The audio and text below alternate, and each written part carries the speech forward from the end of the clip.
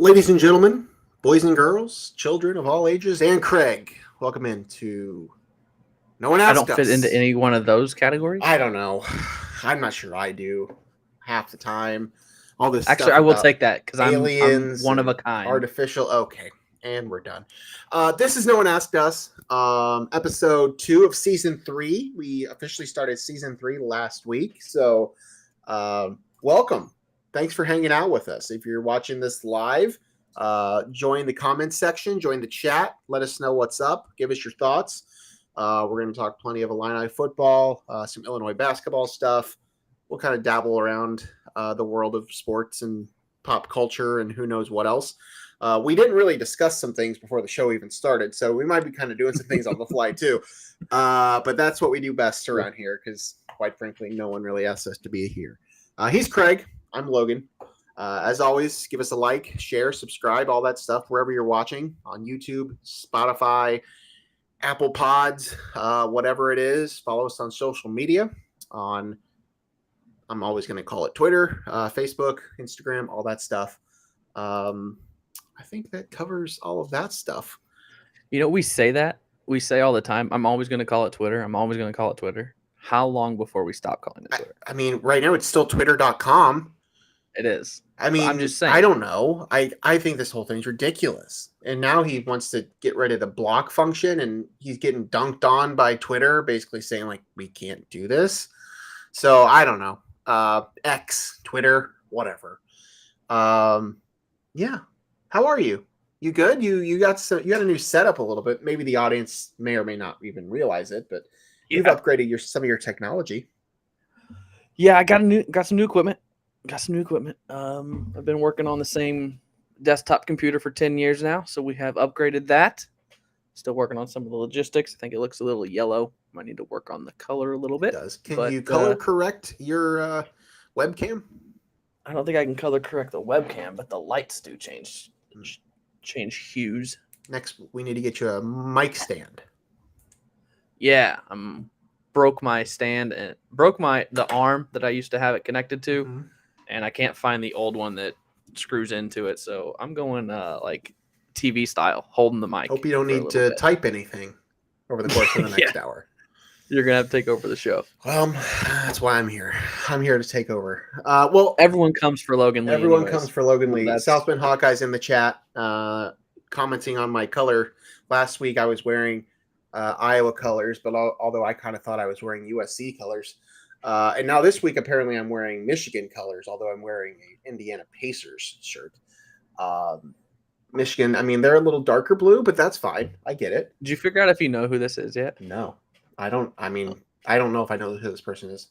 If I know who you are, let me know. But I don't know any Hawkeye fans here in South Bend. Maybe they are. I don't know. This person is.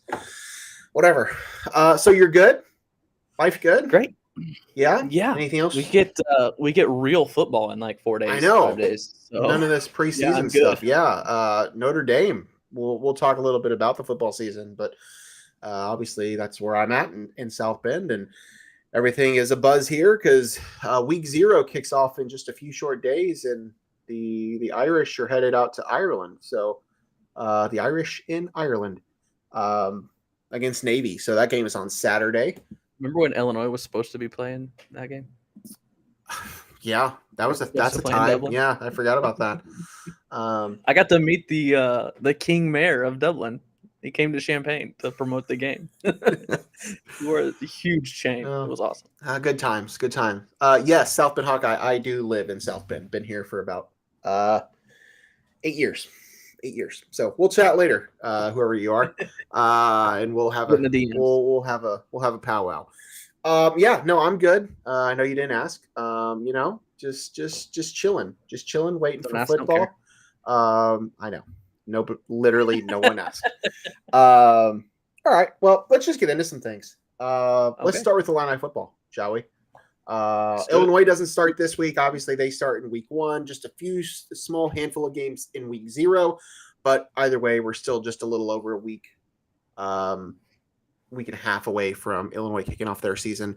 Bret Bielema did announce today officially that Luke Altmyer will be the starting quarterback in week 1 against Toledo.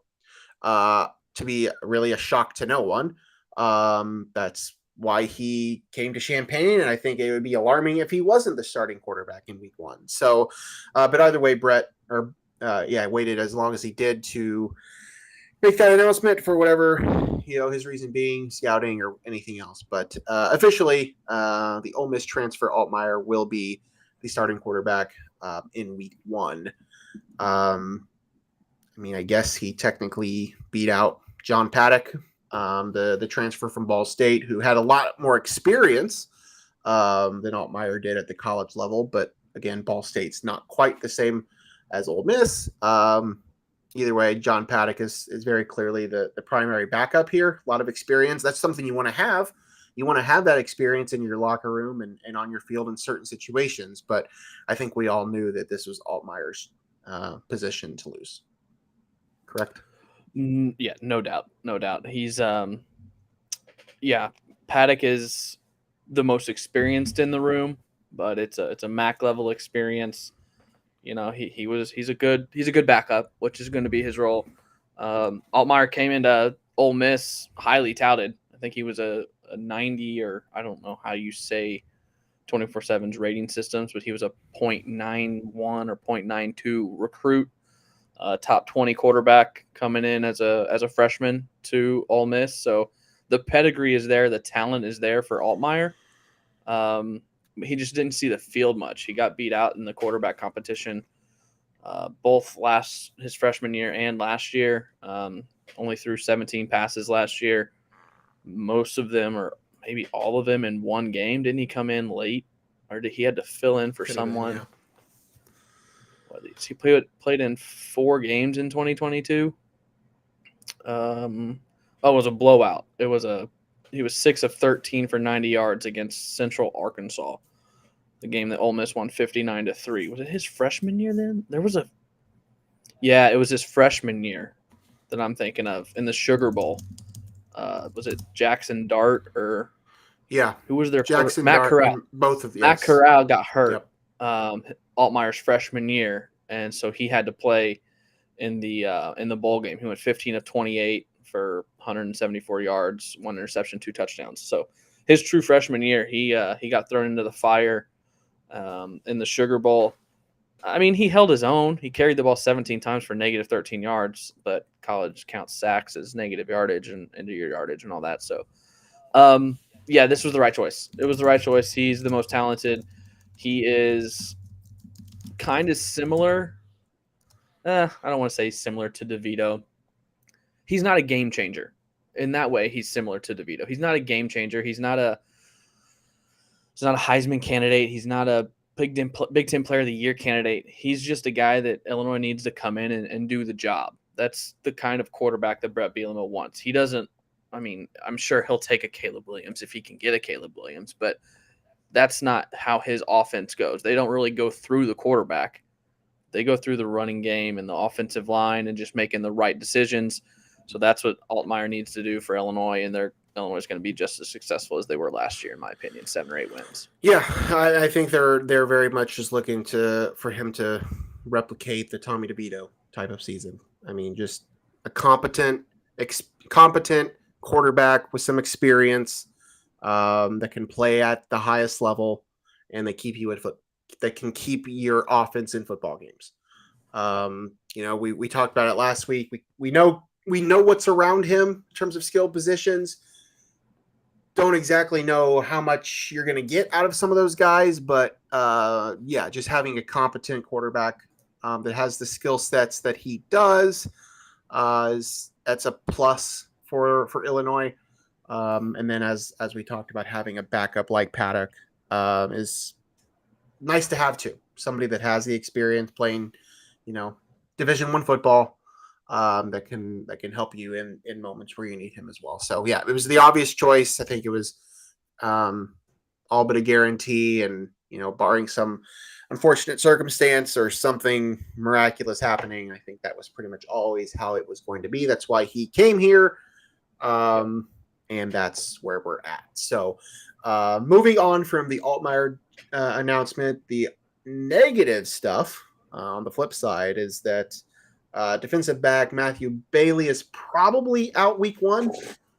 Doesn't sound like he's going to be ready. Interesting wording from Bielema. Yeah, it doesn't sound like he's going to be ready by September 2nd is what I've heard. Which you're already starting the season. Well, you know what you lost from the secondary last year, I guess is what I was getting at. And he was really the most consistent piece left from the defensive backfield last year. So that's not great. It's not a great way to start your season, but hopefully, he'll be fine for week 2. I think would be the goal here. Let him rest up for another week or so, and hopefully he's ready for that second one. But either way, that's not exactly what you wanted to hear out of Bielema this week. I think in the press conference today, actually, I saw some of the reporters saying that they're shooting for the Penn State, so week 3 for Bailey to come back.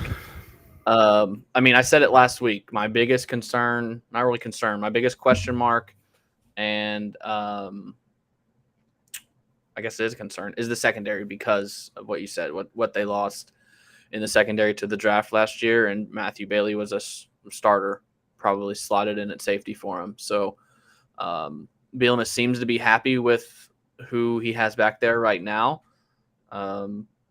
And Bailey is, it's his sophomore year. So take care of him, make sure he's healthy before you throw him on the field. So I think it's a good thing not to be rushed back and to make sure he's healthy before he comes back. But yeah, that's for him to be the only one on like the 2 deep or 3 deep to have an injury right now is a pretty good sign though. Yeah. No, so I agree. I'm totally okay with him being the only injury right now. Yeah, no, that's nice to know. Nice to see. Hopefully you don't lose him for 2 weeks, but yeah, I that's kind of what I've seen as well, that he's probably going to miss week 2 against Kansas.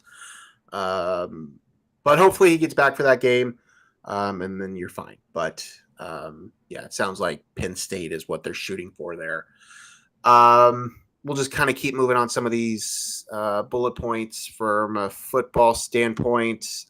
This one's kind of interesting because the word on the street has been that Caleb Griffin was going to be doing a triple threat, triple play of sorts when it comes to kicking. Was going to be doing the field goals, the kickoffs, and the punting potentially, all 3. But now Bielema is saying that he may not even be the kicker. Freshman David Alano is still competing for that position. So maybe Bielema is trying to fire Caleb up, or maybe Caleb is going to do 2 of the 3 and not the 3rd. I don't know. But I just thought that was interesting because that had been like there was a couple stories out in different sites and papers and things that talked about Caleb and that he was potentially going to be doing all 3. And then the report today is that he may not be the kicker. So what that means, I guess we're not really sure. Does that mean he's not going to do extra points, but he'll do the kickoffs and still maybe punt? I don't know. But I thought that was interesting when I saw that today. Very, very. Not normally do we talk about kickers on here. Well, I guess we do because I think we both know Caleb enough that we talk about Caleb. Who doesn't know Caleb at this point? That's true. The dude's everywhere. He messaged me about a month ago. He messaged me. He's like, "Hey, I'm driving through Louisville. You know any good golf courses?" Yeah, here you go. Here you go. He's the dude. I don't know how he does it. I don't know if he's got a helicopter, private jet, whatever. But the dude's impressive with the amount of events that he can go to. But yes, I was definitely caught off guard when Bret said that it's still a competition. I was like, "Whoa!" That must mean that David Alano is like the next. What was the kicker back in the early 2000s? Dimke? Was that his name? Derek Dimke, I think, was an impressive kicker. Steve Weatherford. That was a punter. But it's very interesting that a freshman is pushing a 6th-year senior. Is that right? I think so. I think Yeah, this is Caleb's in Caleb's his 6th year. Yeah. Yeah, pushing a 6th-year senior. So it only means good things. I mean, competition is great. Just like we just talked about Altmyer.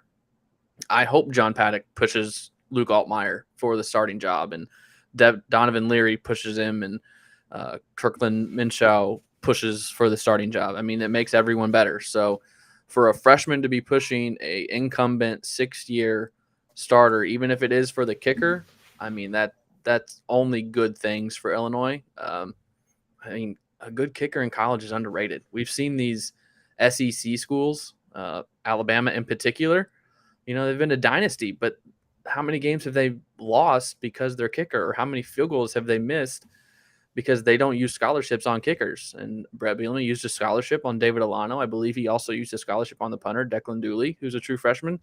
So use a scholarship on that position, because kicker it can make or break a game and end up make or break in a season. So I'm totally okay with having a competition there, even if it is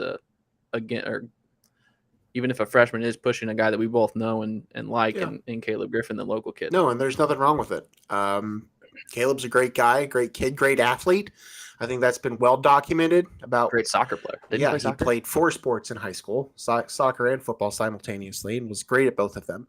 I mean, that's just kind of been his MO. But yeah, he's a 6th-year kid, and it sounds like he's probably going to continue to do 2 of the 3, probably, just maybe not the extra points. But whatever, he's going to be. If I had to guess, I think Caleb's going to be the kicker opening down. I would guess so as well.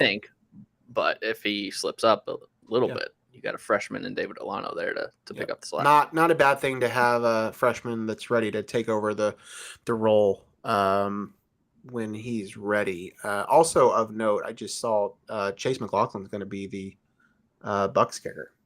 Oh, he won the job? I think they cut the other guy. Wow. So Brandon McManus, he's been a staple in Denver for years. Yeah. Wow, good for Chase. Anyway, last football note from Illinois.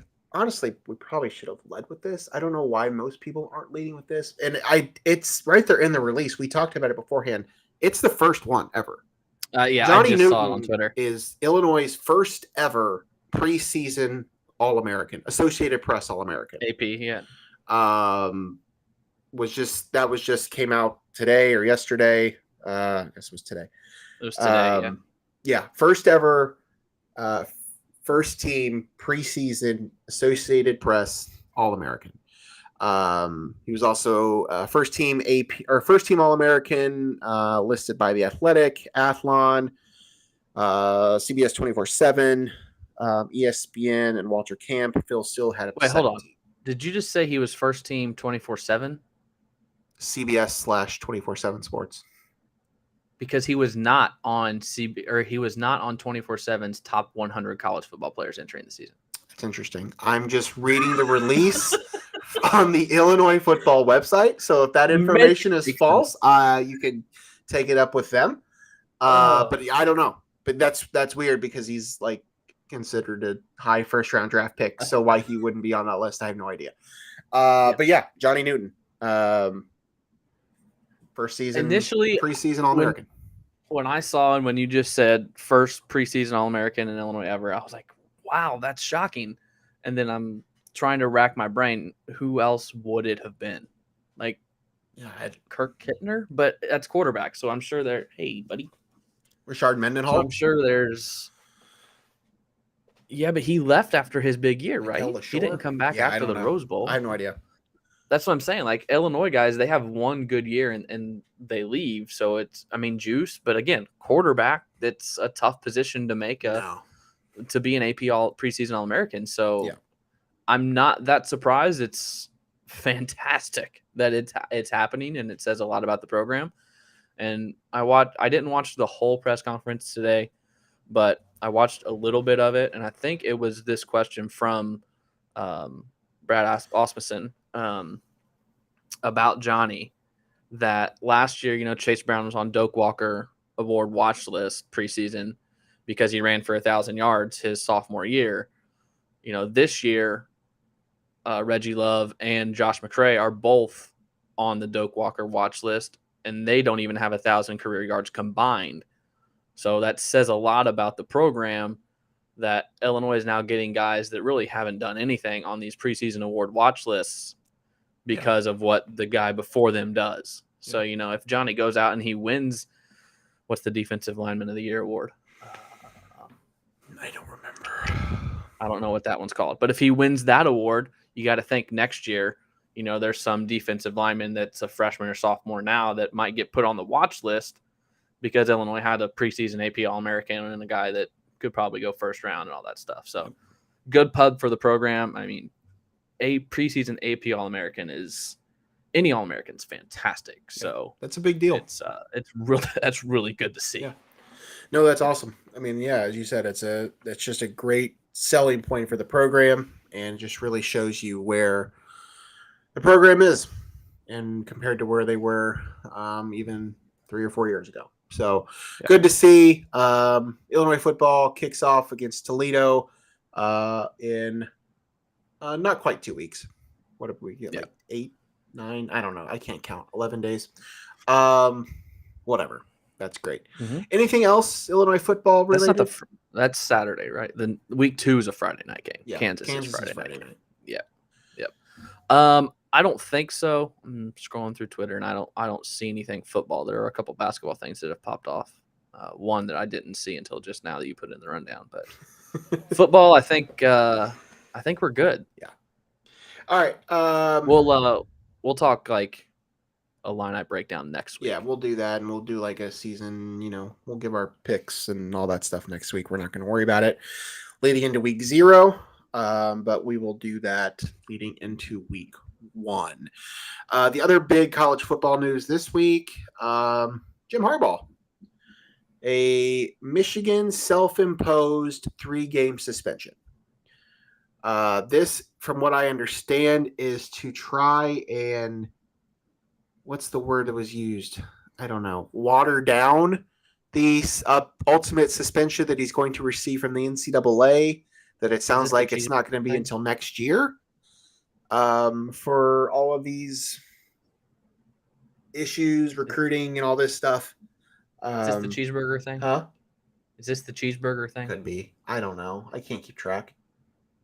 Everyone, was it media day that it came up? They were like, he's getting suspended over cheeseburgers, but it's not really cheeseburgers. It's the fact that he lied about the cheeseburgers. Yes. Okay. Yeah. I mean, he's missing 3 tough games. Right? Huge games. I literally just read this. East Carolina, UNLV, and Bowling Green. Man, they could go 0-3. They could. Imagine if it was a 4-game suspension and they lose their 4th game. Lose their 4th game against. Oh, wow. Man, could you imagine if he missed all of those and they go 0-4? That'd be terrible. Jeez. Just terrible. Yeah, whatever. Freaking wrist. I mean, if this is what he's getting in trouble for, it's kind of stupid that he's getting suspended in the first place, honestly. But let's see. I'm not going to read this whole thing. Pete Thamel had an article, and Adam Rittenberg, whatever. Jim Harbaugh, 3-game suspension to start the season against the cream of the crop competition.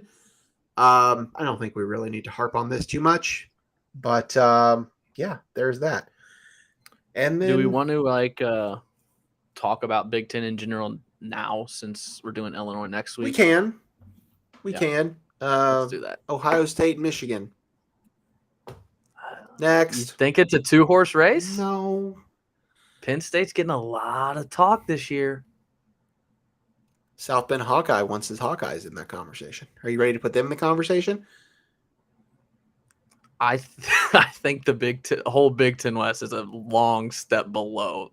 That's how it was last year. I mean, we did our power rankings. We did our power rankings literally every week. It was always Ohio State, Michigan, Penn State, and then everybody else. Whoever was leading the Big Ten West. I think that's how it'll be. I mean, Penn State might close that gap a little bit. They could surprise somebody, maybe squeak out a game there. I haven't looked at their schedule. I haven't really done a lot of digging into the Big Ten. Let's see. Let's look at – we don't need to spend too much time talking about Michigan and Ohio State because we know what they are, and we know that – So I will just ask you, who's the better of those two? I'm going to say Michigan. I think I I am think too. For the this first year. time in a long time. I think they going into the season. finally got there. I Yeah. think it's been Ohio State for a while, and Michigan Yeah. has closed that gap significantly to the point where, they were beating them. I think I would take Michigan at this point over Ohio State. So Penn State, they open up with West Virginia, Delaware, Illinois week 3.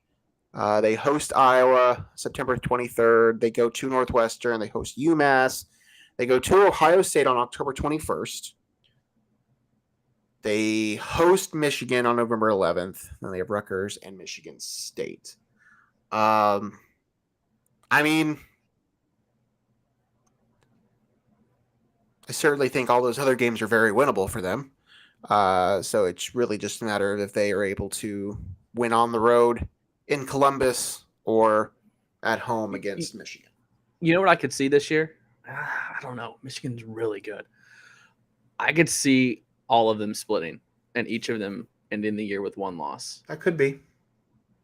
I could totally see that happening. Let me ask you a little Big Ten trivia here. I'm not going to know this. Ohio State's quarterback this year. Can you give me his No.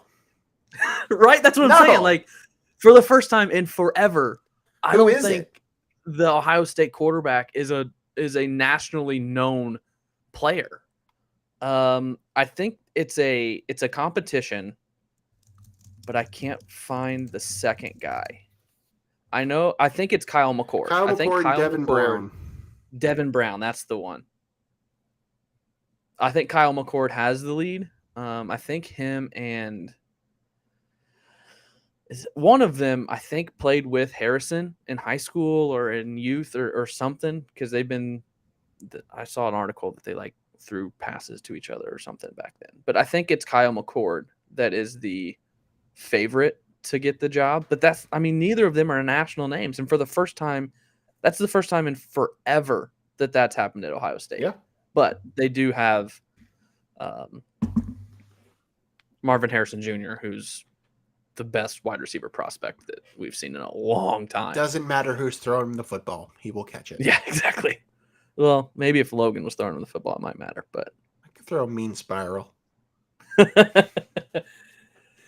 So, I don't know. I think I want to say Penn State does it this year because I'm tired of the same two winning the other side. But that'd be fun. It's good. I think it's going to be one of those two in the end. It'd be fun. In the West, it's a toss-up. I think Illinois could win. I think Iowa could win. Wisconsin could. Minnesota could. I don't think Purdue, Nebraska, or Northwestern. I think it's a 4-team race. Okay, so let's just say hypothetically Penn State does get the better of one of them. And regardless, which team do you think has the best chance to win a national title?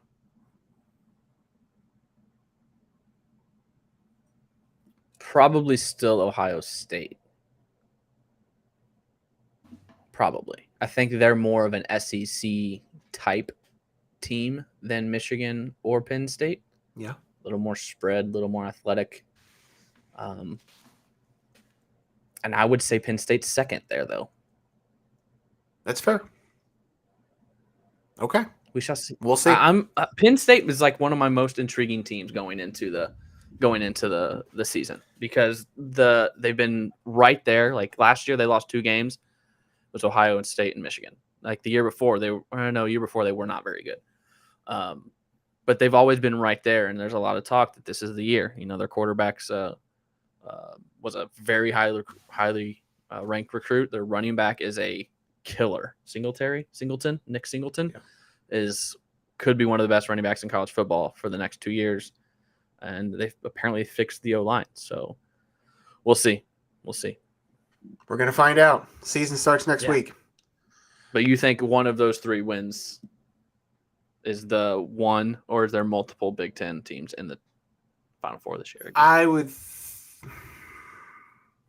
I think there's one. I probably just one. I think there's only one this year. Yeah. Especially if those 3 just kind of beat up on each other, then maybe. All right. This weekend, just a handful of games, as I mentioned at the top. The big one, obviously, be Notre Dame. Notre Dame heads to Ireland, takes on Navy. The other ranked team, USC, opens up in week 0 against San Jose State. Nothing really of note. The games this weekend suck, Yeah, it's but week 0. They're legit games. Like Yeah, they mean they something. actually mean something, but I'm going to be glued to the TV. Right. The ones I can watch. I just saw a tweet. I think it was from. Oh crap! I don't know his name. I can't think of his name. But he's like, UMass, New Mexico State, prime time ESPN on Saturday, while the number 6 team in the country is on Pac-12 network. Yeah, that doesn't make a lot of sense, does it? And we wonder why there's only 4 teams left in the Pac-12. That's a problem. That's a problem. Okay, let's move on to basketball. Not that it's basketball season by any means, but we do have some things to talk about. Over the weekend or towards the end of the week, I don't remember when it was, Illinois finally dropped the non-conference men's basketball schedule. Some of those games we already knew. Some of them were new information.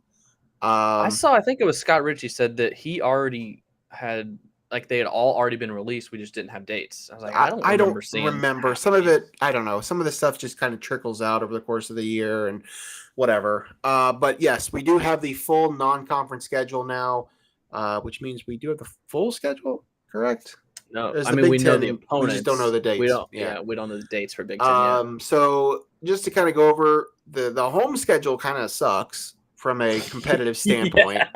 Not to say Illinois can't drop a game to Valpo, but other than Marquette is a premier opponent that will be coming to Champaign in November. 10. A top 10 opponent, maybe 5. Big time team, as a part of the Gavitt games, November 14th on a Tuesday night. That's a big time game. But the rest of the home games to start the season, Eastern Illinois, Oakland, Valpo, Southern, Western Illinois, and Colgate, a team that has made the tournament team. From time to time, but not too exciting. Is Roger Powell the coach at Valpo? He is. I was going to get to that. There we go. That's a story at least. Yeah. Roger Powell, former Illini great, in his Valpo Crusaders. I don't remember. I live 45 minutes from campus. I don't remember what their nickname is. They just changed it, didn't they? Yeah, I think so. I don't remember what they are, though. They used to be the Crusaders. Oh, crap. You're going to make me Beacons.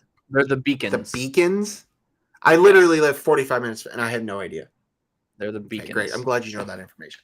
They're in our conference, bro. They're in the Missouri Valley. I'm sorry. Don't care.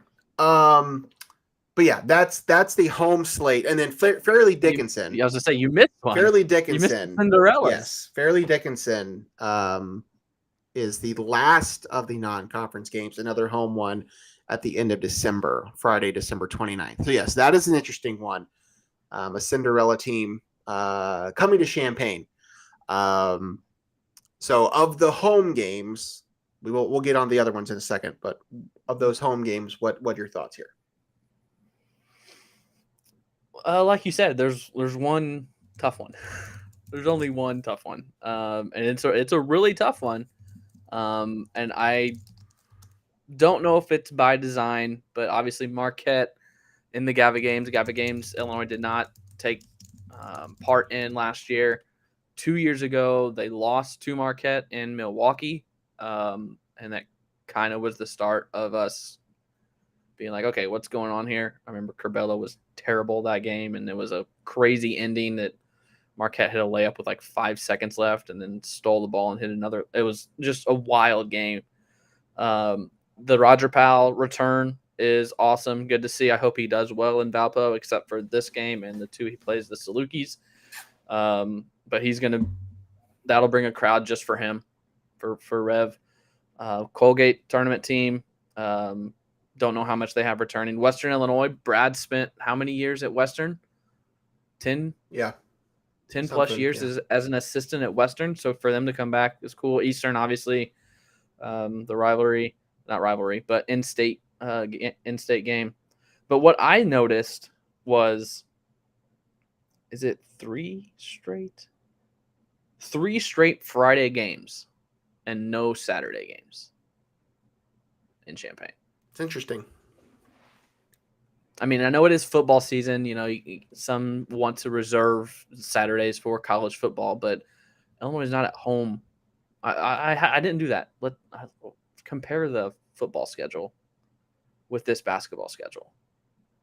Is it like, could you do a double up Friday and Saturday? 10th, they play November 10th. Basketball plays who? Oakland.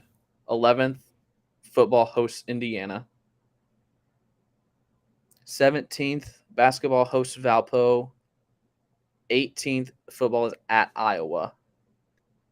And then the 24th, basketball hosts Western. And 25th, football hosts Northwestern. So 2 of the 3 you could do a double dip if you're making a trip of it. Go for the basketball game on Friday night and stay for the football game Saturday. But I just thought it was interesting that there were 3 weeks in a row, that you do that. Actually, basketball hosts home game. Robert Rosenthal did say that noticed that including the exhibition, there are 3 double ups because Ottawa's a Friday and Wisconsin football's a Saturday. So it is what it is. But that's the first thing that I saw was Friday night games because me, I'm trying to plan a trip to go back there, and I would have loved for a basketball game to be on a Saturday, but yeah, not to be. No home games. A lot of Fridays. So those are the home games. Illinois does have 3 more non-conference games on the schedule. They're all 3 in a row, and they're outside of Marquette. They're the 3 toughest games on the schedule. On Tuesday, December 5th, they return to New York City in Madison Square Garden to play in the Jimmy V Classic against a Final Four team in Florida Atlantic. Jesus. What a draw. What a draw. There's a fun fact out of this that I'm excited to talk about here in a second, but I'm going to get through the rest of this first. So that's on December 5th. And then 4 days later, on a Saturday, Craig, you can drive to Knoxville.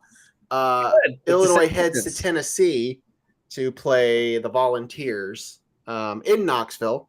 So that's 2 in a row against Florida Atlantic was a Final Four team. I don't know if they're in the top 25, but they'll be top 10 or 15 because they get everyone back. There you go. So then there's 2 in a row. Florida Atlantic in New York City, then 4 days later in Knoxville against Tennessee. And then, of course, Friday, December 22nd in St. Louis against Mizzou for bragging rights. So all 3 of the away games or neutral site games are back-to-back in December, right before and after finals week. So we talked about the home games. Thoughts on the draw here. We've known about Tennessee for a while. Obviously, Missouri was happening. The Florida Atlantic thing, that kind of I don't think we knew that up until recently. A couple weeks ago, I think. Yeah, that's when it. Yeah.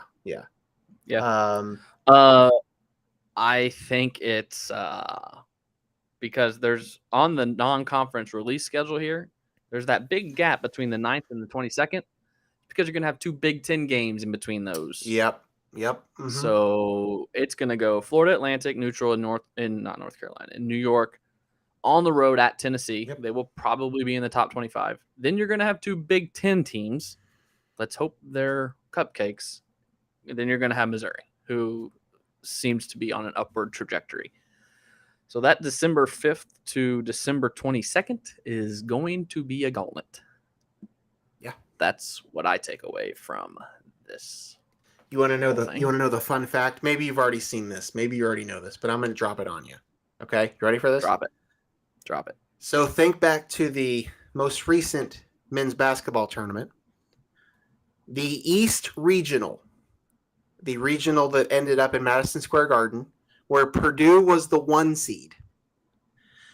Do you know who the 4 teams playing in the second round on the top half of that bracket were? It would have been FAU, FDU. Was it Tennessee and Marquette? Tennessee and Duke. Oh, 3 of the 4 playing in that pod, in that second round pod, in New York. are well, they led into New York. I don't know. Okay. The first, they were split up because Fairleigh Dickinson and Gotcha. Florida Atlantic were in Columbus, and the other one was in Orlando. But 3 of those 4 teams were in that little pod. I just thought that was interesting. But yeah, that's that's the non-con. We've known some of it here and there. You got to win games that you. I was just counting how many W's you got to see win. there. You got to win the games you should win. You have to count. Let's see.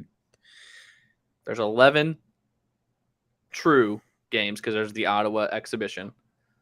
There's 11 games here. How many wins do you see? I see 1, 2, 3, 4, 5, 6, 7, 8. I'll say 9. That's my number. I'm not going to tell you what they are. I don't think at Tennessee is a win. I'm going to chalk that up as a loss. But I think Missouri, Florida Atlantic, and Marquette could all be toss-ups. So I think they win 2 of those. Every year, I'm going to say Illinois beats Missouri. I know it has not. They should.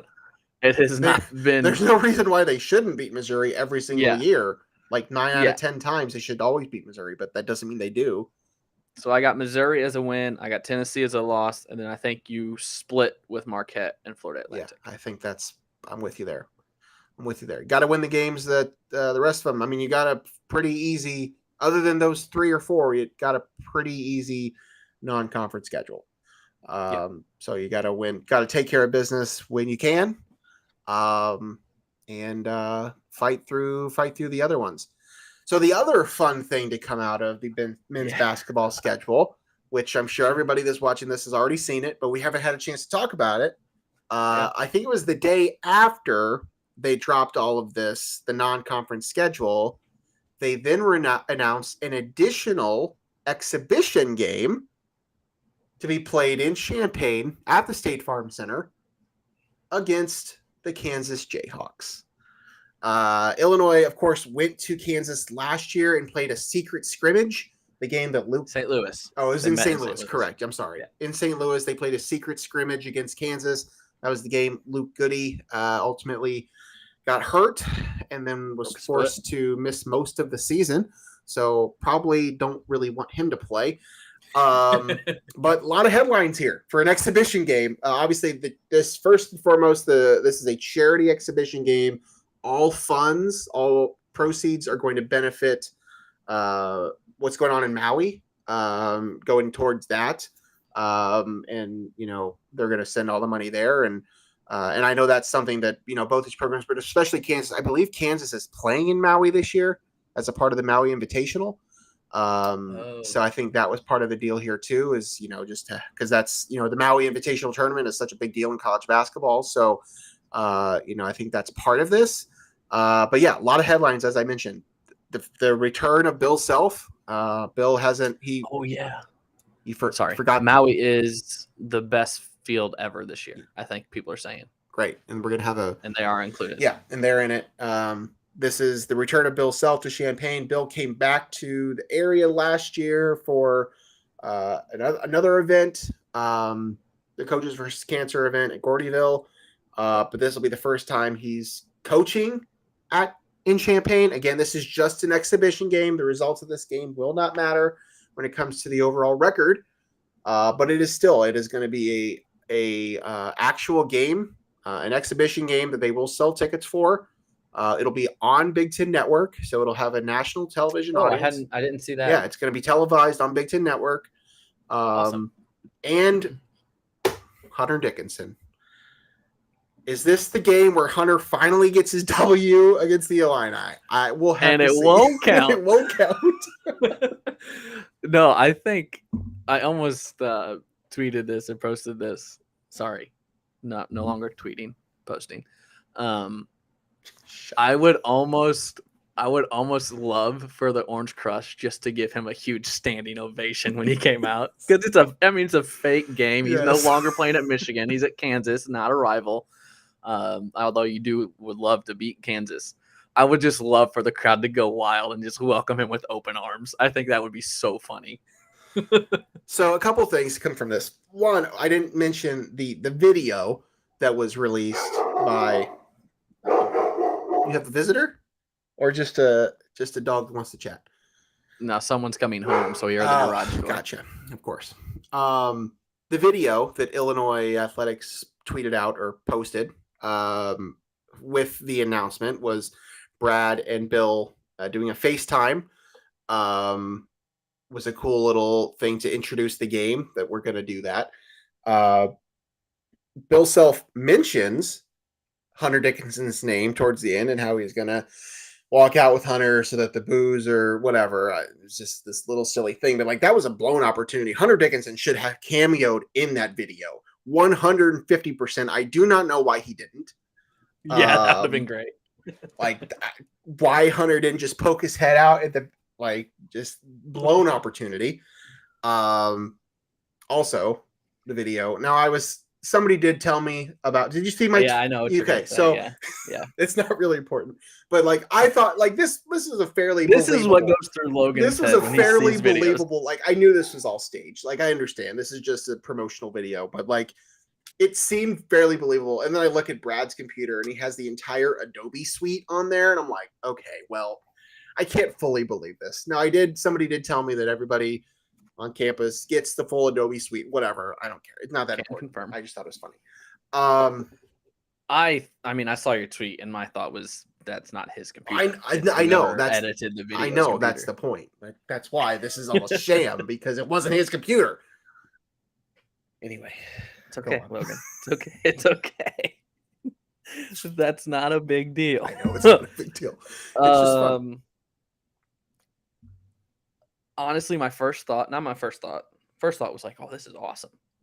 Illinois, Kansas. And then I was like, this is the only way Illinois would get Kansas to come to Champaign. Oh, yeah, or for sure. Bill Self to come back to Champaign. For sure. A game that doesn't matter. It's for charity. I just don't see it. Right now, I don't see it as a schedule fit. So this was the only way to get Bill back to Champaign while still coaching. I don't know how much longer Bill Self has. He had a health scare just last year. Yeah. So for him to come back with what did they do in the tournament last year? I don't remember. Bowed out too early. Yeah, no kid. Everyone did. But I mean, they're a blue blood. They're a blue blood. To get one of the 5 or 6 blue bloods to come into Champaign, even if it is an exhibition charity game, awesome. Just great. I wish we were closer so we both could go because we both probably would go to this. You still might. I'm probably they not. Lost but by a point to Arkansas. Remember? That's right. Who? How did we forget? I'm terrible. Had Illinois obviously beaten Arkansas, they would have played. Yeah, so that's right. Yes, I forgot about it too. So they lost in the this second is why round. we suck. Oh, dude, I can remember some of the weirdest stuff, but if people ask me like any results from the last year, I'm like, I know San Diego State made it to the championship. I couldn't tell you who they beat to get there. I know Florida Atlantic made it to the Final Four. Couldn't tell you who they beat to get there. Who even won the national championship last year? UConn. There you go. UConn beats San Diego State, right? Correct. Or did they beat Florida Atlantic? Correct. San Diego State. Okay. See, who was the other Final Four team? Oh God, I'm looking at it. That's the only way. I know. Okay, give me a second. We spend all of our time talking about this stuff. No, focusing on this. No, it wasn't Creighton. Creighton lost to San Diego State. Yeah. In the Elite Eight. Who did this team beat in the Elite Eight? Texas. Texas was a 2 seed. Were they the 3 seed? This team were they the 3 seed? 5. They were the 5 seed. Conference. Currently the ACC.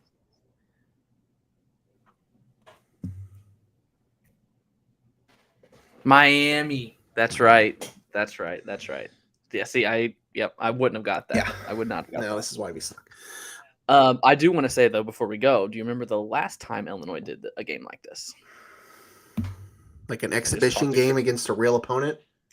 I just talked to Christy about this last night. No. Brad's first game. Eastern. At Eastern Illinois. And Illinois lost. And Trent laid an egg. Illinois. Trent was awful. Everyone was awful. Yeah, but like that was like Trent's first game, and he was just abysmally bad. The one thing I remember from that, I covered it, so I was sitting baseline shooting the highlights, and at halftime or between media timeout or something. They put 2 EIU students in the bubbles, the big bubble balls, and they just ran toward each other. And I think one was a dude, pretty muscular, and the other was a chick. And they hit each other, and the girl went flying and did multiple backflips. I saved the clip, and we watched that at WCIA countless times. Glad you remember that. It was hilarious. Glad you remember. So here's my question. I remember stuff like that, but I don't remember who was in the Final Four last year. Okay, here's my question. I know this is an exhibition game. Yeah. Okay. The results of this game literally mean nothing. Yep. But let's just say hypothetically, Illinois goes out and absolutely throttles Kansas.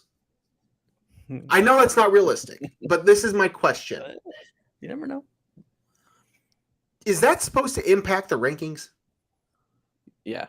I mean, it would have to. I mean, if this is not a close scrimmage, this is a game that's people are going to watch, and it's going to be on television. Yeah. So you would have to think hypothetically, even though it won't count in the records, like even if it's not a throttling, but like, will this matter? I mean, we're talking about a top 10 team and a borderline top 25 team. I think Illinois should be a top 25 team, but they're probably not going to be to start the season. But I mean, this game, these are 2 legitimate opponents that are going to be playing each other in an exhibition game. Like, this has to have some sort of ramifications on how the preseason polls come out, assuming it's not just, Kansas by 30. Like, I don't know. That's just my little question. So anyway, that's coming up October 29th. Pretty excited. I don't know that I'll make it for that, but I would love to. That would be a great game to go down for. That would what's the football? Oh, it's a bye week. Yeah. It's a bye week. Bye week. So that is that. The other Illinois basketball note that just came across the wire a little bit ago that we don't need to spend too much time talking about because his Illinois tenure was shorter than Sky Clark's, but former Illini Jeremiah Williams, who transferred to Rutgers from Iowa State while going to Illinois between, has been charged with tampering with records related to the Iowa Division of Criminal Investigations probe into sports gambling. So for a little bit of backstory, this is the Jeremiah Williams story that was kind of somewhat slowly starting to leak out while he was coming to Illinois. So there was this whole thing like, is he even going to be eligible health-wise, first off? And then there was this whole gambling thing. So that seems to be a large reason as to why he was released from his scholarship once that came to light. And now we know what happened. So that story is out there. You can read that if you're interested. Either way, he's not with the Illinois program anymore. We don't need to worry about him. He wasn't there very long.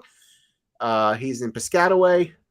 But this is why. He was not there this is long. Why he is not in Champaign. Knew this was coming. This is why Ty Rogers is your point guard, and you don't have another option for this very reason. So, how we doing? Let's get moving. Let's keep going. We've been talking for a lot longer than I thought. We're not even at an hour. I know, but we got like 4 more topics. What do you want to talk about? Fantasy football. Oh, you playing this year? A little bit.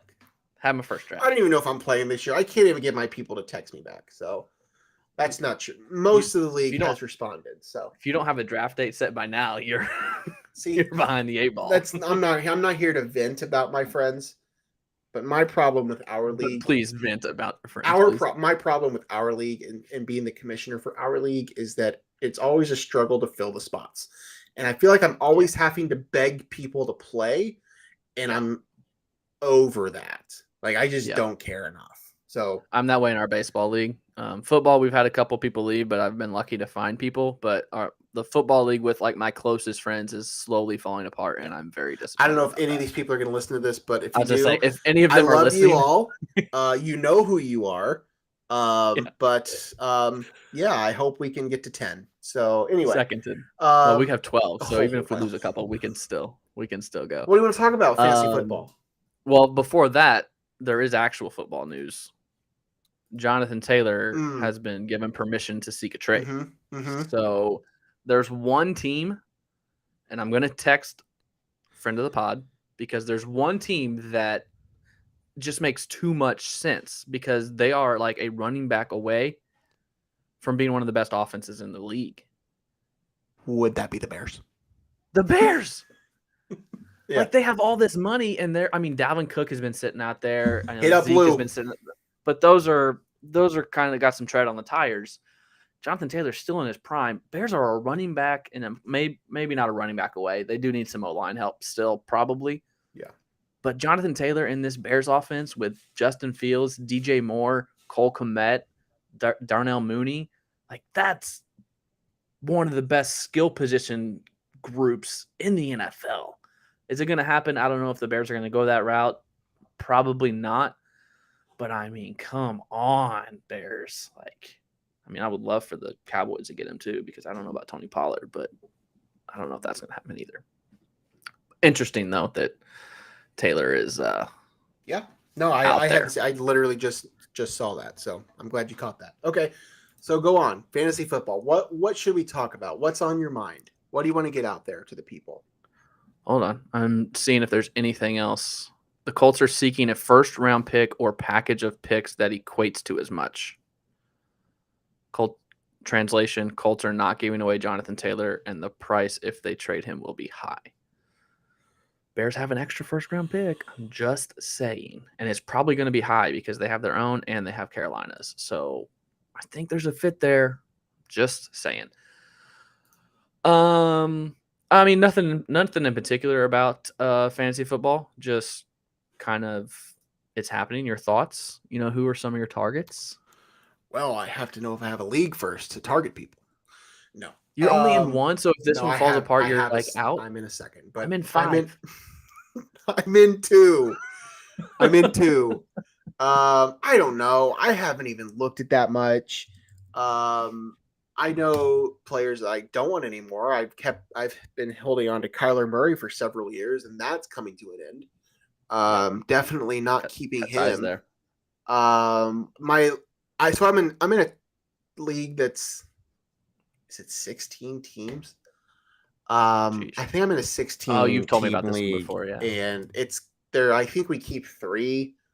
And I've held on to the same core group for a while. It's been Joe Mixon, Nick Chubb, and Kyler Murray have been my 3 keepers for the last several years in that league. And that's done pretty well for me. This year, I think I'm going to go a different direction, though. I'm not sure who of those running backs I'm going to keep. I'm definitely not keeping Kyler Murray. But I also have Jalen Waddle and Devontae Smith. So I'm keeping 3 of Nick Chubb, Joe Mixon, Jalen Waddle, Devontae Smith.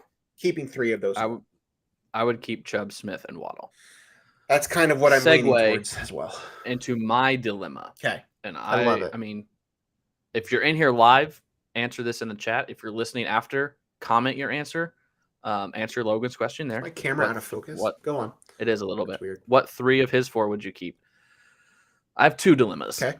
One of them is a pretty easy. It's 2 players. Keep one or the 2. You can. It's a 12-team, half PPR, 2 keeper league. Devontae Smith or Chris Olave. That has been keeping me up at night because every ranking I look at, you said Olave is ranked half point PPR. Every ranking that I look at, whether it be Yahoo, CBS, ESPN, Olave is 25, Smith 26, or Smith is 24, Olave is 25. They're like right next to each other in every ranking. So theoretically, they're probably not that different. But I can only pick one of the 2 because my other one is Jamar Chase. Don't even have to talk about that because that's obvious. The source I use quite a bit has a fairly bigger difference. Olave at 22 and Smith at 27. But that's kind of... You want to reveal your sources? Fantasy Pros. Okay. I'm leaning towards Olave. It's an aggregate. They use a lot of different places, but that's what they have. They have Olave at 22. And who else? You're keeping Jamar Chase. Yeah, he's top three. Keeping Jamar Chase, so it's down to those two. I was terrible last year, so I traded away everyone else. That's a pretty good core to so keep. There's, I mean, well, I got lucky because I had, so Buddy had Jamar Chase. He got hurt early last year, or like mid-season last year, and the dude was in the playoff race. So I got Chase and a first-round pick for Cooper Kupp because Kupp was still healthy, I think I remember you telling me about this. A week or two later, Kupp got hurt for the year and missed the rest of the year. So kind of screwed him there a little bit, but I got lucky and got Chase, who was going number one to some. My other dilemma is more of a dynasty keeper league. You get to keep 4, and it's an auction draft, $200 to keep them. You add $1 to their previous year's salary. Yeah. And then this is only the 3rd year of it. If you keep them for 4 years, the 5th year, you have to add $5 for each additional. So I've got Justin Jefferson in that one for $41. AJ Brown for $23. DK would be $17. Josh Jacobs would be $17. Jalen Hurts would be $14. James Conner would only be $4. Jerry Jeudy would be $7. That's kind of what I'm going between there. I can only keep 4 of them. So my dad was telling me the story about his league. He's been in the same, he'll be listening to this, the same salary cap style league for the last 30 plus years. And he told me the amount of money that Jalen Hurts went for, like, set records. It was just this year. Okay. Just like an ungodly large number. So do you know what the cap is? I don't remember, but the number he told me, I believe, started with a 4, and you're telling me 14. So I'm thinking in my head, you know what? If somebody in another league is willing to pay $40+ for him, I think you can afford to pay him 14. So I did not have Hurts as one of my keepers, but I've come around to the fact that he will be. I mean, Kyler Murray went for 33 last year. Mahomes went for 15. Yeah, it was crazy. But yeah, I'm probably going to keep Hurts for 14. I would keep Hurts. Jefferson and Brown. So Jefferson for 41 and Brown for 23. So it's really coming down to Connor for 4, Josh Jacobs for 17, and DK for 17, or Jerry Jeudy for 6. So I doubt it, though. Let me think on that. Yeah, I'll give you an answer that later. One I do need to know. 8:00 tomorrow is the deadline for that one because the draft is next week. I'll have an answer for you by then. But those are my dilemmas. Okay. I've been doing so much fantasy football prep this year, like way more than normal. That's all I listen to is fantasy football podcasts. I did have my first draft yesterday while I was on the golf course, and it might be the best draft I've ever done while I was on the golf course. So that means I'm not going to make the playoffs, obviously. But I only had one auto pick. It was in the 3rd round. Auto picked Aaron Jones for me. Okay. Which isn't a terrible pick, but at the time I needed a receiver. Yeah. Okay. Yeah. I wanted Jahmyr Gibbs, who went the very next pick. Fair. Or DJ Moore. Okay. Well, that's great. Yeah. Hit me up with your fantasy questions. I love talking fantasy football, but the hashtag, no one cares about your fantasy team. Everybody has 7 and nobody has time for anybody else's. Exactly. All right, let's move on. Okay. We didn't talk about doing a top 5. Do you want to do a top 5? We did not.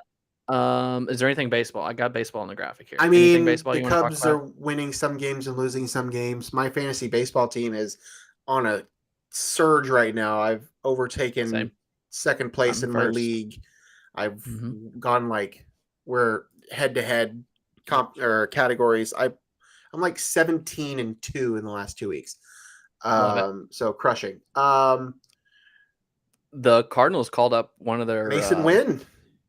They called up Mason Wynn. And then Pete Alonso threw his ball into the stands. Yeah, that was douchey. But no, they called up the guy they traded Flaherty for already. Oh, okay. He's starting tonight. Okay. Which is interesting. Also, the Angels called up their first-round pick. I know. They're desperate, man. I picked him up. They are desperate to pull anything together to make the playoffs. They are trying so hard to do whatever they can to keep Shohei Ohtani in Anaheim. I just don't think it's working. No. And it will not work, unfortunately. I wanted to see him stay there. I wanted to see him and Trout win a World Series. But he is going to go on to Trout never will. He is going to go Shohei on to better things, whether that's just up the road or on a different coast or maybe in Chicago. Shohei Ohtani will not be in Anaheim. The White Sox? No. If he comes to Chicago, he'll be on the north side. I think if he goes anywhere that's not on a coast, I think it will be the north side of Chicago. I think you're underestimating his friendship with Lars Nootbaar. Okay. All right, moving on. You don't need pitching. You're loaded with pitching. Yeah, right. Now we are. Replenish the prospects here. For our top 5, I put in fast food. I like it. Because did you see the Barstool drama? Yes. Yeah, they had some. There was some. I didn't listen. I listened to like the first half of it. Yeah, I turned it off when Chipotle was the first pick. I turned it off. Well, Chipotle's fast food. I had no issues with that. What would you call it? Fast casual. What's the difference? Basically, drive-through. I have a Chipotle here that has a drive-through. Okay, well, that's a new development. I mean, I had no problem with Chipotle, but there were some other ones on that list that were not fast food. Yep. I agree. So that's why I picked fast food. You want to do a top 5 real quick? Just top 5 fast food pick? Yeah. Okay. So what are our rules here? I'm going to not say anything and let us each pick, and then we can do what they do. And if it's not fast food, okay. Nope. All right. You can start. I'll let you pick. I did not do any prep for this. I'm just going to go off the top of my head. Actually, I will. I'm going to go to their draft because that will have a bunch of them in front of me. But that's where I got my first thoughts. I mean, you're referring to Barstool Chicago. Was the dog walk. Yeah, the dog walk. Eddie's thing. Yeah. Yeah. Do I even need to say where I go? I mean, I'm gonna pick the place that I eat at 7 times a week. Go ahead. Chick-fil-A. It doesn't get any better. Everything on the menu is fantastic. Always tastes good. Always consistent. And one of my, it's not really underrated. It's kind of like a pet peeve. That's not a pet peeve. I judge restaurants, mainly fast food restaurants, on how good the soda is out of their fountain. And the Chick-fil-A sodas, it never tastes flat. It never gets like mixed with one of the other sodas in those funky Coke machines. Chick-fil-A, it's the perfect fast food. It's the perfect restaurant. Number 1. I mean, I enjoy Chick-fil-A, and they made a comment on their show, whoever it was, about the consistency, and I agree with that. Chick-fil-A is the most consistent fast food restaurant I've ever come across. Their food is great. Big fan of their milkshakes. I'm a milkshake guy, and they have the best of the fast food world. I will only say, and while they do get through it pretty quickly, those lines can be a little too ridiculous. So I got to order ahead. Well, I do, and I have figured that out. But like that be my one knock on Chick-fil-A is like. But as I said, they do go through pretty quickly. But I don't have a lot of qualms with you taking Chick-fil-A number 1 overall. You know what we've got in Louisville right now? What's that? Their food testing food truck. I've seen that. Did you post something about that? Yeah. Yes. Little Blue Menu food truck is in Louisville right now. It has been for about a month. I think we got it for another month. They've got wings, like bone-in wings, and straight fries. And there's something else. There's one other thing that I don't know if it's like testing, but it's like to give people an extra option. It was good. I prefer the actual menu. The wings were very small, and the breading there was something about the breading that I didn't love. But I mean, I would go again. But I would rather have the actual food. But it was a nice little alternative. Okay, I like it. Like it. Go ahead. All right. I know where you're going. No, you don't. You don't know actually. I got to go to the place that I have had a back and forth relationship with for most of my life, but it's the king for a reason. I'm going to take McDonald's. It's upset of the century. I don't think it is. There's a reason why it's the largest fast food chain in the world. Is it the best? Probably not. Is it the one that I go to the most? Probably yes. It is the best bang for your buck if you're trying to not spend a ton of money, because you can't go anywhere right now. And you used to be able to go to places and pay $5 and get full on a lunch. You can't do that anymore. You remember Literally, the dollar menu? Any They of were these $1. places that I'm looking at on this list, just to go to lunch, it's at least $10. At least. Yeah. McDonald's is like one of the biggest exceptions to that. Is it the best? No. I won't try to sit here and tell you that it is, but it's the biggest and the most successful for a reason.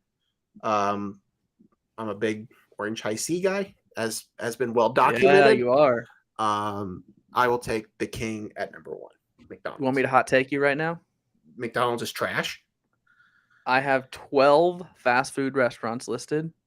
McDonald's is not on my list. Okay. Their burgers gross me out. I mean, that's fine. I get that. I will do a breakfast. There's nothing wrong with. I love their breakfast. They have some of the best sweet tea in the game. But I can't do their burgers anymore. I don't know why. But something hit me about a year ago, and I'm like, I can't. I'll do the nuggets. There are better burgers out there, but I can go there for $6 and get lunch and be more than full, and I can't do that anywhere else. So yeah, okay. So you're drafting based on your wallet. Not necessarily. That it's like taking, I don't know, McDonald's is McDonald's. Like it is. It's billions and billions served. Like that's just what they are. So it is the original fast food restaurant. Speaking of burgers, my number 2. Go ahead, you can have it. Culver's. I could have swore that's where you were going one. Yeah, that would have been my next pick. Yeah. If there was one closer to us, it takes like 15 to 20 for us to get to the closest Culver's. They're not big in the South. If they were closer, we would go just as much as Chick-fil-A. Their burgers are always spot on. I love the crinkle cut fries. I kind of regret this. I'm not gonna lie. The chicken tenders are like unique. You can't get another chicken tender like that anywhere else. And again, their soda is always on point. Their Dr. Pepper is always consistently good. So I'm going Culver's number 2. I cannot believe you let that slide. I'm not happy with that decision. I'll be honest. I'm not. I almost took it. I didn't think you were going to take it right there. All right, that's fine.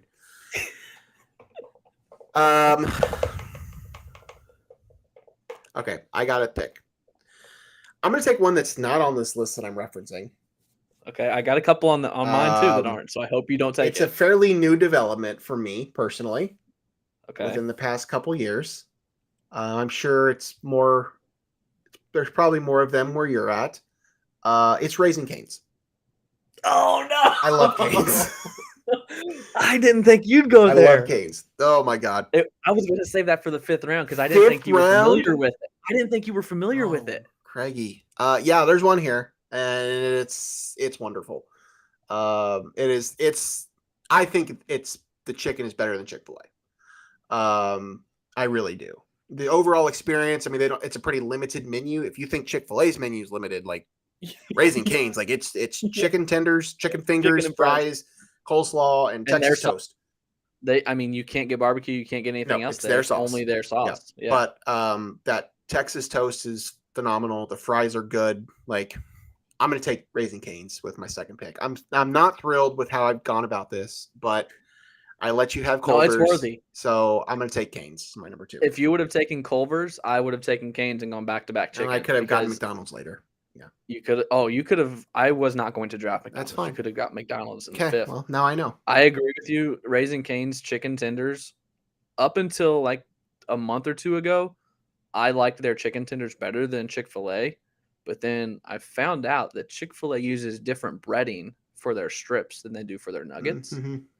There's a little bit of a different flavor, yeah. And I've really grown to like the Chick-fil-A tenders. But I do get Cane's just as much. Not just as much, but I do prefer Cane's on certain days. So I totally agree with you there. It's a worthy pick there. Okay, great. I'm going to go Mexican here. But not the one you think I'm going to go with. I don't know what you're going to go with. Taco John's? I'm going Taco John's, baby. Those potato olays are the best side any fast food restaurant. Such a Southern Illinois take. Oh my God, they're so good. I would eat Taco John's every day if I could. but they aren't around anymore. Yeah. Like they're barely around. There was one in Marion, there was one in Champaign. They're not here. They are head and shoulders better than Taco Bell.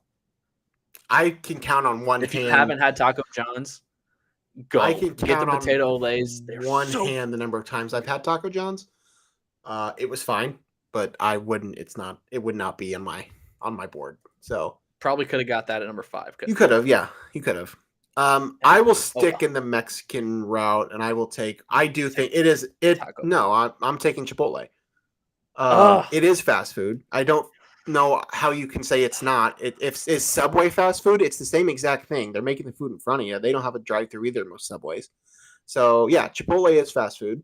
Kind of surprised it lasted this long, but apparently you don't think it's fast food. So I'm not a Chipotle fan. I think there are numerous other better burrito places. Maybe, but in the fast food chain variety, there ain't that many. You can maybe make an argument for a couple of them, but I don't know. The consistency is the thing that I have to dock Chipotle on. Like there are times where I go into Chipotle and it's not great. But at its best, which you can still get, like I don't know how to tell you when to do it, but like it's still up there for me. It's still one that I frequent more than most others. So I will take that with my third pick. Okay. I don't dislike it. Like I will obviously eat Chipotle, but I'm gonna tip picks here. Are we okay with tipping the picks? Sure, here? I'm not gonna take them. I know what you're. Qdoba is my number 1. Yeah. Moe's is probably number 2. See, and then Chipotle. I haven't been to either of those nearly as many. We do have a Qdoba here. I've had it a few times. I don't go to it nearly as much. The closest Moe's to me is like 40 minutes away, and when I'm up that way, I usually go other places. So yeah. I do like Moe's. I went to the one in Carbondale several times, but I just eat Chipotle far more regularly now than I do the other two. So, yeah. Okay. I got a lot left on here because you took 2 that weren't even on my list. I'm going to go back to chicken, I think. Yeah, I'm going to go back to chicken and take Popeyes. The Popeyes chicken sandwich, similar to Raising Cane's, on some days hits better. Yeah. Than Chick-fil-A. It's so thick, and the bun that they put it on is so good. That chicken sandwich is A1. It's really good. So I'm gonna go Popeye. Their fries are good. They've got the mashed potatoes with the Cajun gravy, mac and cheese at some places. Popeyes is a worthy competitor to Chick-fil-A, and it's good because they're like different kinds of chicken. So it depends on what you're feeling. I might get Popeyes for lunch tomorrow. That's great. Not a bad pick. Not one of my favorites, but I would prefer a couple other chicken places over it, but it's fine. Okay. I'm still not thrilled that I didn't get Culver's. But I'm pretty happy that this has fallen to me. It is not one that I've fortunately been able to eat a ton of because there's not one here. But anytime I'm anywhere near one, you can ask Allison. I make an effort to go to Shake Shack. I love Shake Shack, and it's my favorite restaurant. But I don't think of it as fast food. It's absolutely fast food. You order at a counter, and they give you the food. How is it not fast food? It's not fast food to me because it's not fast enough. You go in and order and wait for your food. It's not like you do that at Culver's. It's not like you walk up and. No, I don't think Shake Shack's fast. I don't. What is it? How is it not fast food? It's fast casual. Okay, Jeff Lowe. That's a type of restaurant. You can take it. I don't care, but it's. I don't. I mean, I understand the whole fast casual thing, but like, what else is fast casual? Because Shake Shack is absolutely fast food. I don't know what else it would be considered. I don't know. I'm taking it. I mean, go for it. I'm not. It's in food courts at malls. It's not table service. I mean, I don't know. That was Barstool's thing. Like if you don't need a waiter, it's fast food, is what they said. So, okay, whatever. I'm looking at the whole fast casual thing. It's higher quality than fast food, whatever. Yeah. Sure. Okay, fine. Yeah, like I didn't like Five Guys is my favorite. Five Guys and Shake Shack are my favorite burgers. I didn't put them on here because it's like when I think fast food, I think of McDonald's burgers and Culver's burgers, not like good quality burgers. Okay. I'm still taking Shake Shack. Go That's my for fourth it. pick. Go for it. Okay. You Go ahead and take Capital Grill for your last pick if you want. Okay, I'm torn because Okay. I got a sandwich place, I got an ice cream place, I've got like a staple of fast food, and I don't know which one I want. I think for the nostalgia of home and it being the only thing other than McDonald's that we have in Pinckneyville, I got to go with Dairy Queen. It's like the all-encompassing. You can get chicken, you can get burgers, it's like Culver's. It's like a poor man's Culver's.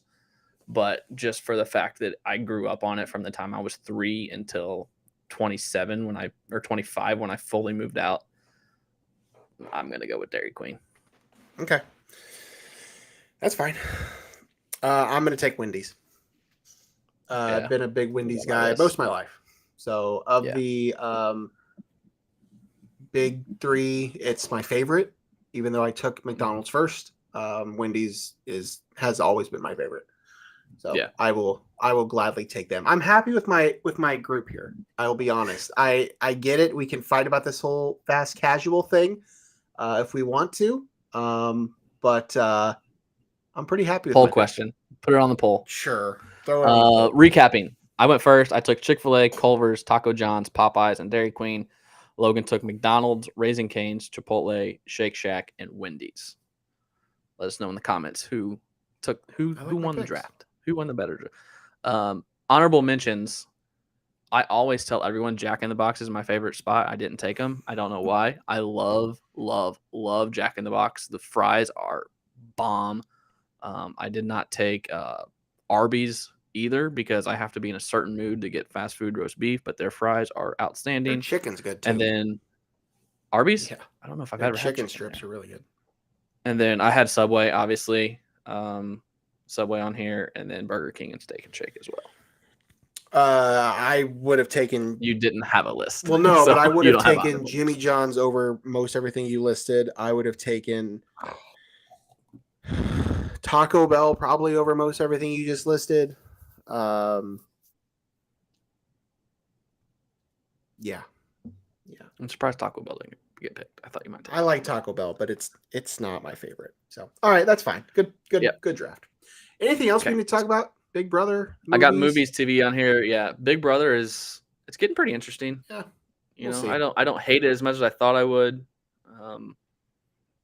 There's one dude on there that just if he doesn't go home this week, I might stop watching. We'll see. We'll see what happens. I don't think there's anything. We're still trying to get to Oppenheimer and Barbie. I don't know when it's going to happen. Maybe tomorrow. I said that last week too. I don't know. You did. We shall see. But yeah. All right. Let's shut it down. I don't really have anything else to add. So, all right. He's Craig. I'm Logan. This is No One Asked Us. Follow us on all of our social media. We're really shutting her down right now. You have something else to talk about? No. I mean, I didn't see. I caught up on Winning Time, the Lakers show. I watched the first 2 episodes of season 2. I never started that. It's really good. I did not catch any movies. I haven't been to the theater since Haunted Mansion at the end of July, so I might go a whole month without going to the theater. Wow. Yeah, I'll have another weekend coming up to try to catch up on a few others. What's the temperature down there? Is it going to be 150 down there like it is up here too? Yeah. Okay, great. Yeah, it's upper 90s. Yeah, that's how it's going to be here. So stay dry. Nope. Stay cool. Stay hydrated. Stay hydrated. And we will see you all next week. For Craig, I'm Logan. Peace.